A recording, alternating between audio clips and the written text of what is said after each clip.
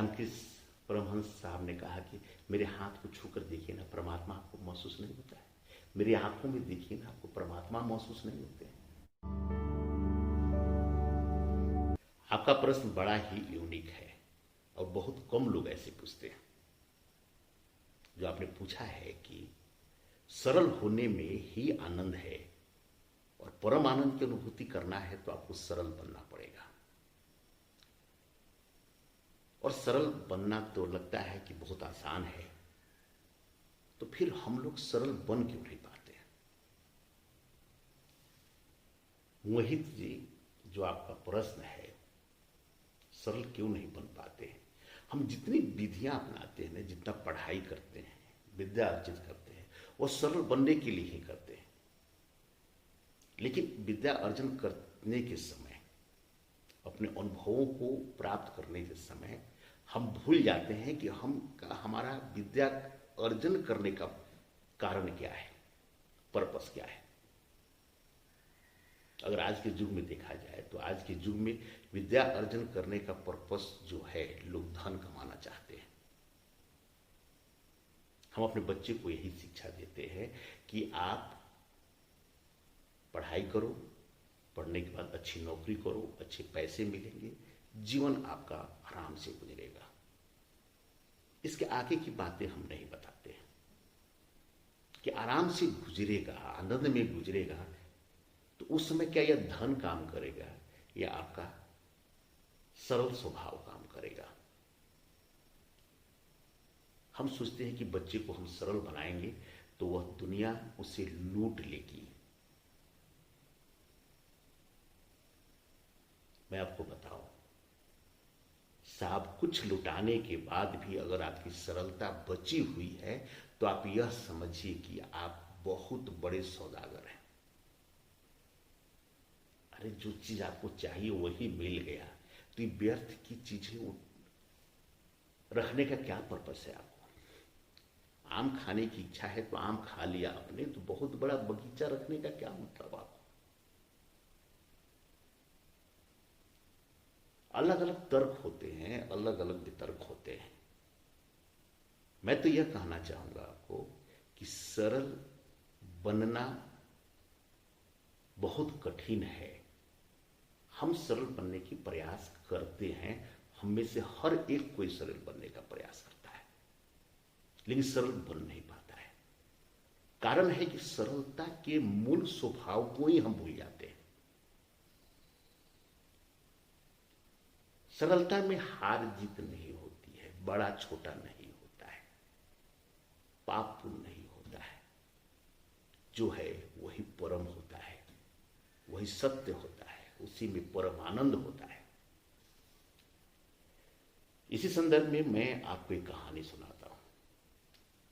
अभी हाल फिलहाल में मैं कलकत्ता के दक्षिणेश्वर मंदिर में गया हुआ था, जहां पे परमहंस रामकृष्ण देव साहब पूजा किया करते थे मंदिर में। उस परिसर में एक मूर्ति, बहुत सारे उनके शिष्यों का मूर्ति लगा हुआ था। उसमें एक था केशव चंद्र सेन का। केशव चंद्र सेन अपने समय के बड़े विद्वान आदमी थे। वो तर्क वितर्क बहुत करते थे, लॉजिक था उनका बातों में, उनके बातों में दम होता था। बड़े बड़े विद्वान उनके सामने नतमस्तक हो जाते थे। कहा जाता है कि इंग्लैंड की रानी भी उनकी विद्वत्ता के सामने झुक जाती थी। चूंकि वो कलकत्ता में थे और रामकृष्ण परमहंस साहब भी कलकत्ता में थे, तो चूंकि केशव चंद्र सेन पढ़े लिखे थे तो उनको ऐसा लगता था कि हमें तो बहुत ज्ञान है और रामकृष्ण देव तो बिना पढ़े लिखे इंसान है। लोगों को बेवकूफ बनाकर उनको अपने प्रति आकर्षित करते हैं। इससे जो है समाज में अच्छी प्रतिक्रिया नहीं हो पा रही है। मैं लॉजिक के द्वारा बताऊंगा कि हकीकत क्या है जीवन में। उन्होंने राम कृष्ण देव जी के यहां संदेश भेजाया कि वे उनसे चर्चा करना चाहते हैं। जब राम कृष्ण देव साहब के शिष्य ने यह सुना तो वे बड़ा व्यथित हो गए। उन्होंने कहा कि केशव चंद्र सेन तो एक पढ़े लिखे विद्वान आदमी है, उनके तर्क के सामने तो बड़े बड़े लोग नहीं ठहर पाते, तो फिर हमारे गुरु जी कैसे ठहर पाएंगे? ये तो सीधा साधा सरल इंसान है। वे अपने गुरु जी से बोले कि ठाकुर जी, केशव चंद्र जी आपसे मिलना चाहते हैं, आपके साथ शास्त्रार्थ करना चाहते हैं, तर्क करना चाहते हैं। तो परमहंस साहब बड़े खुश हुए, कहे कि वाह, अच्छी बात है, बुलाओ उनको। तो उनका शिष्य ने कहा कि आप समझ नहीं पा रहे हैं, वे आपको हराना चाहते हैं। परमहंस साहब ने कहा कि क्या बात करते हो, वो मुझे कैसे हरा पाएंगे? मैं तो जीतने के लिए कोई तर्क तक तो करता ही नहीं। कोई तर्क वितर्क जीतने के लिए करेगा तब तो कोई हराएगा। शिष्य बहुत समझाने की कोशिश की, लेकिन रामकृष्ण देव साहब ने कहा कि नहीं, उनको बुलाओ। जिस दिन उन्हें आना था, रामकृष्ण देव साहब दरवाजे पे खड़े थे। दरवाजे क्या, वो तो जिस रोड से अंदर आने वहीं पे खड़े थे। उन्होंने केशव चंद्र सेन को हाथते देखकर उनको गले लगा लिया।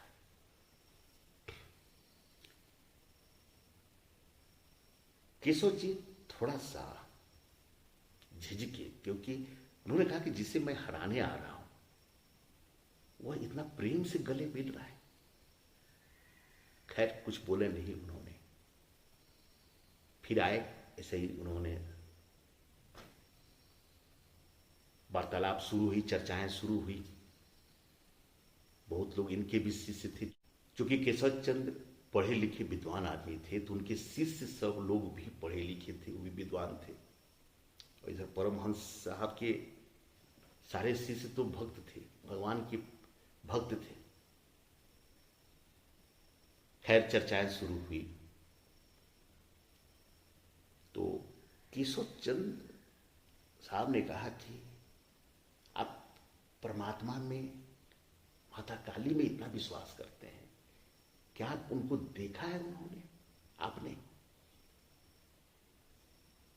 परमहंस साहब ने कहा कि हाँ, तो हर वक्त हर जगह उनको देखते हैं। रामकृष्ण परमहंस साहब ने कहा कि मेरे हाथ को छूकर देखिए ना, परमात्मा आपको महसूस नहीं होता है। मेरी आंखों में देखिए ना, आपको परमात्मा महसूस नहीं होते हैं। केशव चंद्र बोले कि आप कैसे तर्क करते हैं, ऐसे कैसे साबित हुआ कि मैं देख के बताऊं कि परमात्मा हमें दिख रहा है? मुझे तो साधारण से इंसान दिखाई दे रहा है। उसके बाद केशव चंद्र साहब बड़े बड़े तर्क देने लगे, और जैसे जैसे वो तर्क देते थे, विद्वान आदमी थे, परमहंस उठते और उनके गले लगा लेते थे। आपके इस तर्क को देखकर तो मैं और परमात्मा पे मेरा विश्वास नजर आने लगा है। एक हार्ट मांस का शरीर इतना बड़ा तर्क कर सकता है? वह कौन है जो तर्क कर रहा है? परमात्मा की इतनी विशेष व्यवस्था में ही कोई इतनी बड़ी बातें कर सकता है? तो जैसे जैसे केशव चंद्र साहब बोलते थे, तर्क देते थे, ये खड़े होते थे और गले लगाते थे और कहते, वाह क्या तर्क दिया आपने। इस तर्क को सुनकर तो मुझे भगवान पे तो और परमात्मा पे, माता काली पे और विश्वास जागृत होते जा रहा है। मुझे नजर आ रहा है कि परमात्मा है। देखो ना, इस हार्ड मान से आवाज निकल रही है। केशव चंद्र को उन्होंने बोला कि देखो, इस हार्ड मान से आवाजें निकल रही है, हार्ड मान से सब कुछ हो रहा है। कहां से आवाज आ रही मुझे पता नहीं चल रहा है।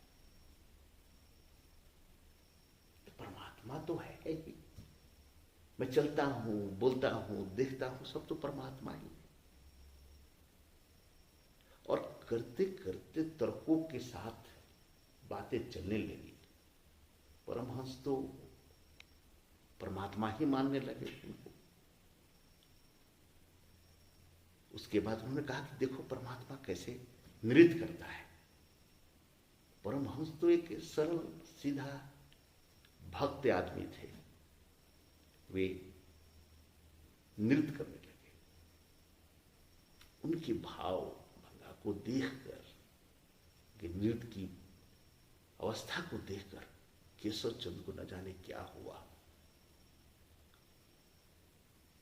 वे उनके पैर में गिर गए, कहे कि मैं जिस विद्वता के आधार पे मैं आपको हराने आया था, आप तो साक्षात परमात्मा है।